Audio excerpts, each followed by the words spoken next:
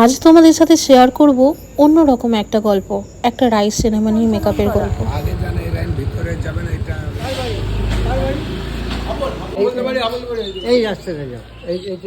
আমাদের call time ছিল সকাল 7:30। তো অনেকদিন পর সুমনা আমার সাথে এলো, অনেকদিন পর ওর সাথে দেখা হলো। তো দুজন মিলে চলে গেলাম সকাল 7:30টার সময় ক্লায়েন্টের বাড়ি। গিয়ে প্রথমেই দেখো কার সাথে দেখা হয়ে গেল।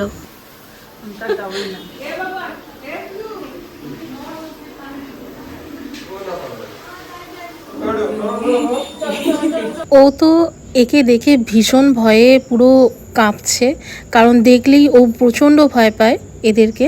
কিন্তু এত নিরীহ আর এত মিষ্টি ছিল, তো আমি তো লাস্টে না আদর করে থাকতে পারলাম না। আমিও কিন্তু প্রচণ্ড ভয় পেতাম, কিন্তু আর ভয় পাচ্ছিলাম না। এরা না খুব নিরীহ হয়।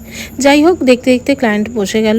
এরপর আমি মেকআপটা স্টার্ট করে ফেললাম। আমার মেকআপ তো তোমরা সবাই দেখেছো, তবুও ভাবলাম ছোট্ট করে একবার তোমাদের সাথে শেয়ার করে দিই।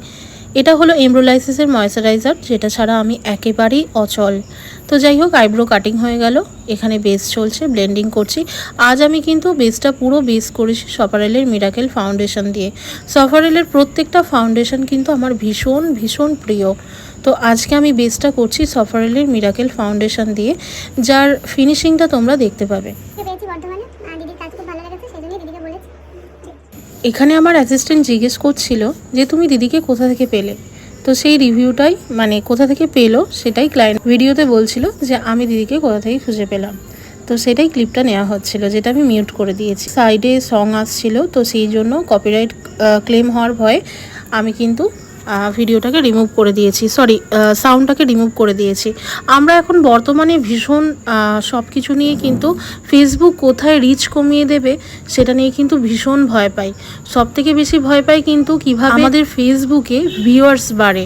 যত না আমাদের ভিডিওর কোয়ালিটি, তত পরিমাণে কিন্তু আমাদের ভিউজ আসে না। কেন কি, আমার প্রোফাইলে দেখবে প্রচুর কপিরাইটের ভিডিও আছে, যার জন্য কিন্তু আমার প্রোফাইলে রিচ ভীষণ ডাউন হয়ে গেছে।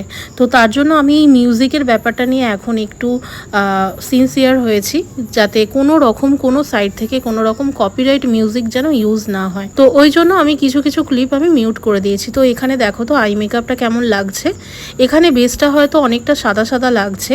তো তারপর আস্তে আস্তে মেকআপটা যখন বসবে, মেকআপের একদম শেষে, তখন তোমরা দেখতে পাবে কতটা ফ্ললেস হয়েছিল মেকআপটা। ও কিন্তু ভীষণ স্যাটিসফাইড হয়েছিল। এখানে আমাকে বলেছিল দিদি একটা ডার্ক লিপ করে দিও। ডার্ক বলতে একটু নিউডের ওপর রেখো, আউটার লাইনটা যেন ডার্ক হয়, মিডিলটা যেন নিউড হয়। তো ওর রেকমেন্ড অনুযায়ী কিন্তু আমি লিপটা ড্র করছিলাম।